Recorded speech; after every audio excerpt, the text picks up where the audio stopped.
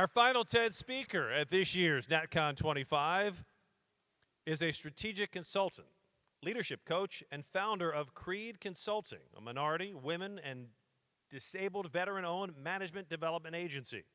Drawing from her personal lived experience as a Black and Mexican-American woman navigating generational trauma, she resonates with diverse communities and champions the elevation of marginalized voices.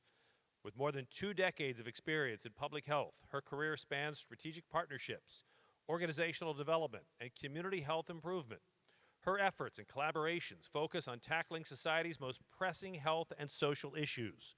Today, she shares her talk, Resilience Beyond the Box, Rewriting the Community Health Narrative. Please welcome to the stage, Corinna Kelley.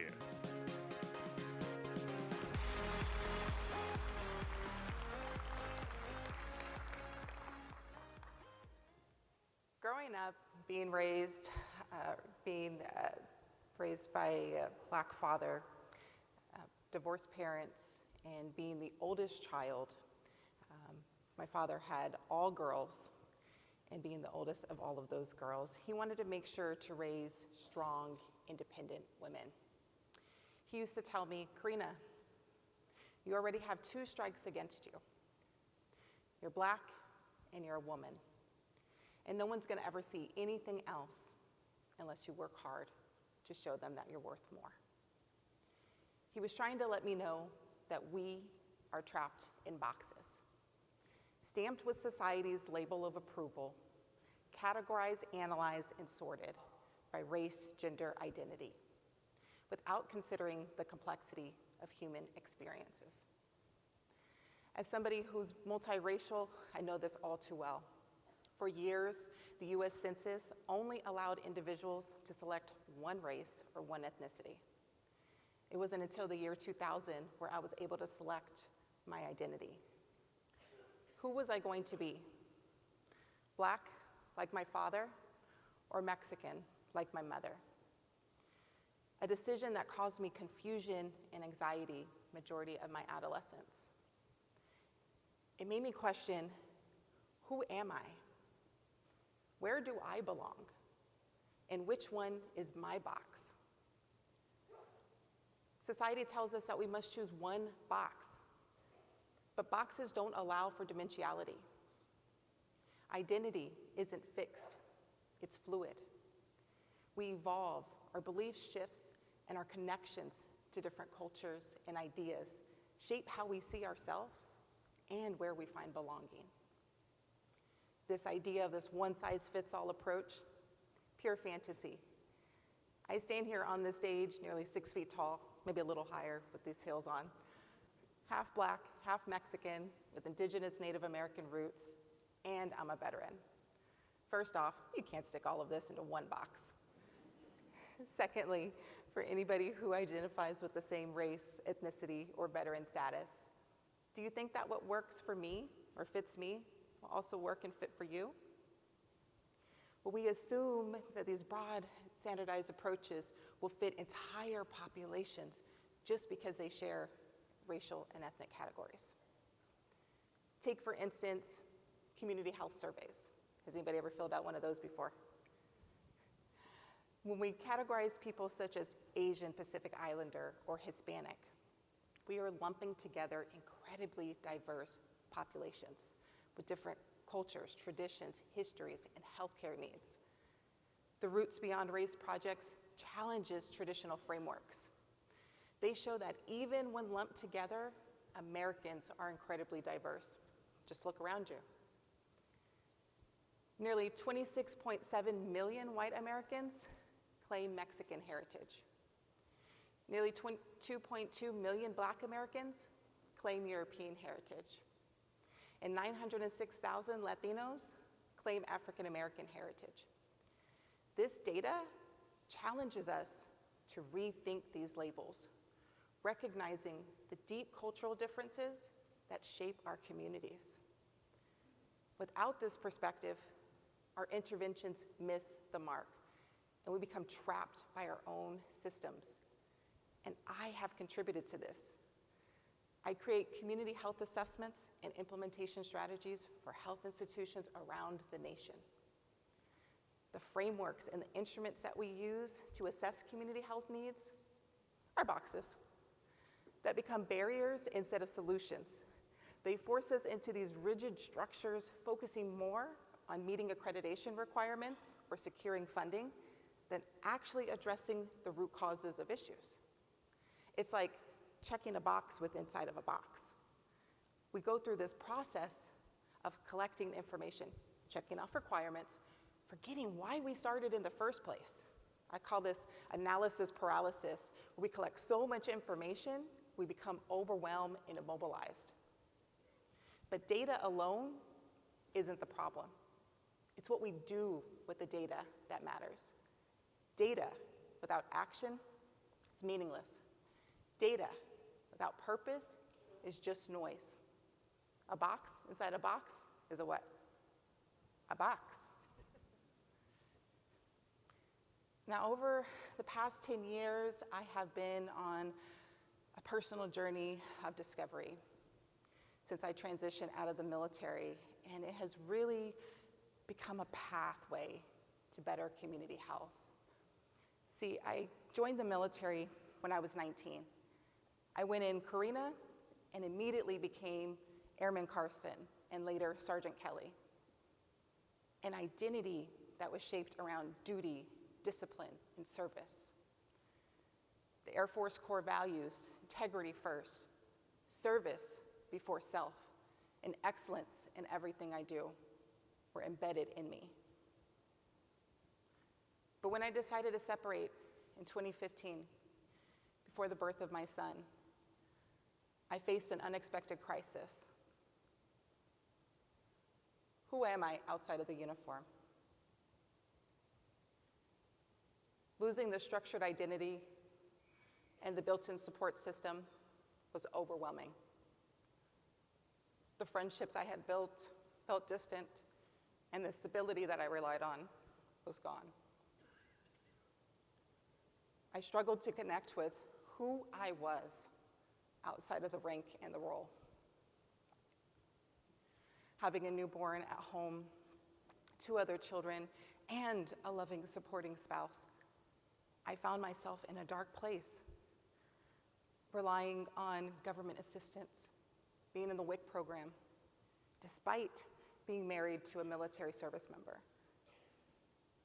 Depression, anxiety, postpartum struggles, and suicide ideation crept in, and I was lost. Change is often sudden, but the human ability to process that change takes time, a lot of time. And over the past 10 years, I have walked this difficult path of rediscovery, facing diagnosis of endometriosis, depression, anxiety, adjustment disorder. I've had 9 surgeries in 10 years, each adding a layer of pain, physically, emotionally, and mentally. Yet, despite going through all of that, nobody ever asked me, Corinna, what do you need?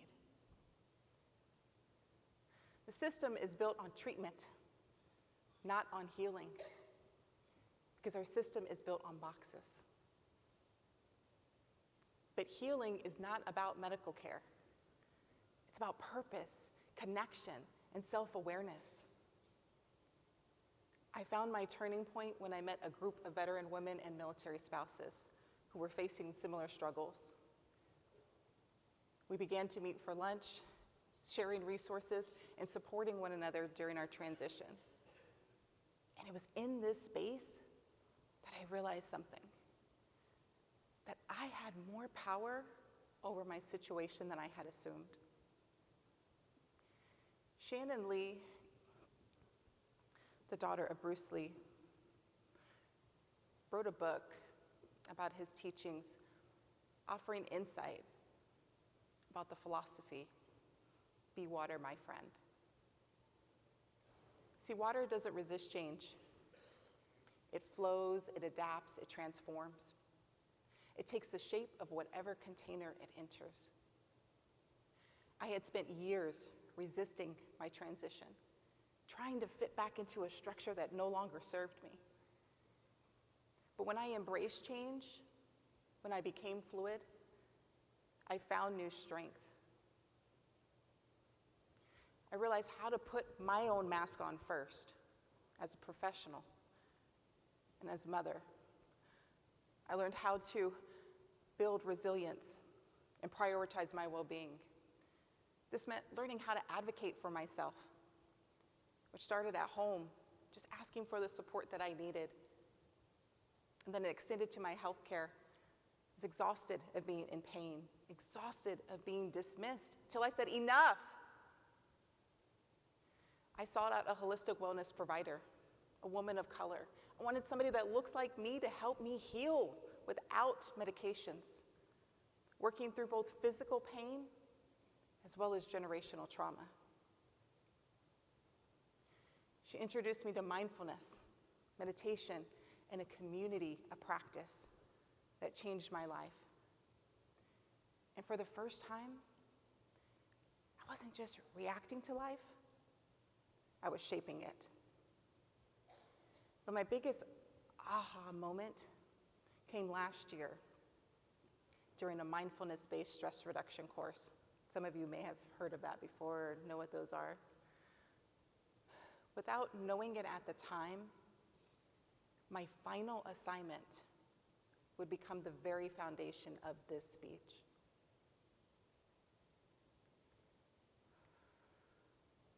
A poem I wrote about finding peace within my mind. When silence forced me to confront questions I had long avoided. Why do I stay busy? What am I afraid to find when I sit alone with my thoughts? And what am I holding back? It was in these silent moments that I realized who I truly was. Not just a veteran, not just a mother or wife or a public health professional, and not just a patient, but a whole evolving person.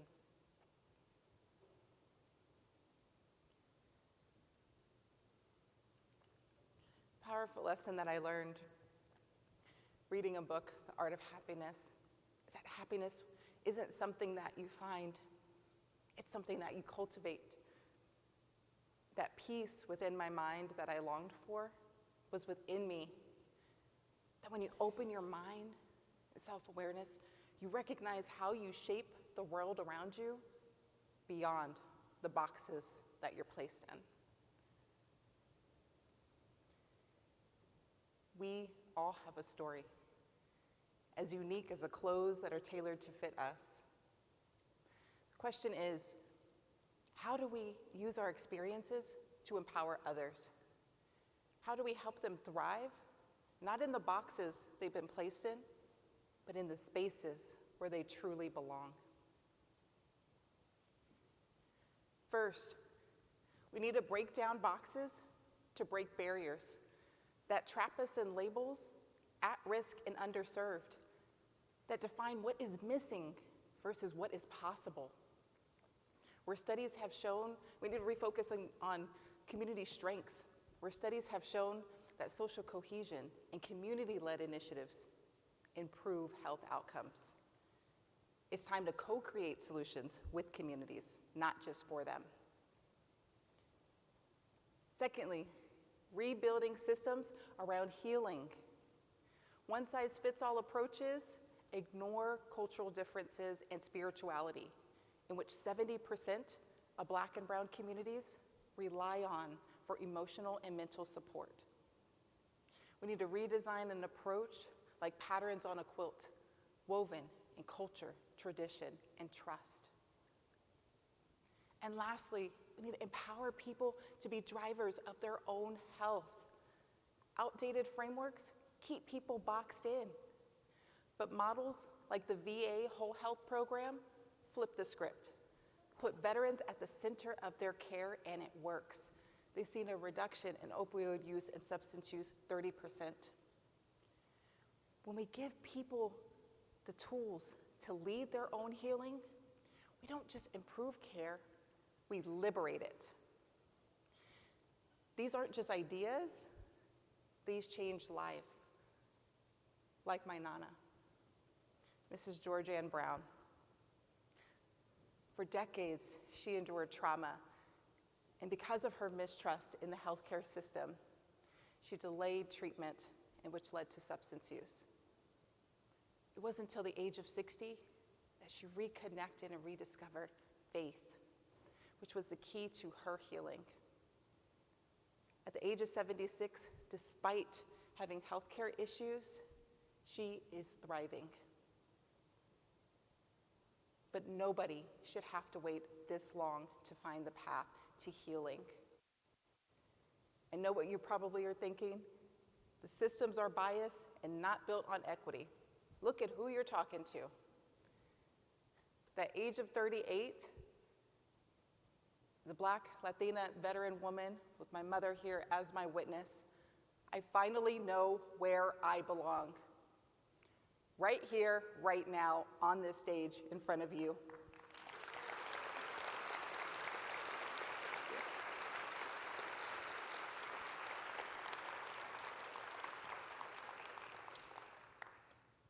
Change begins with us.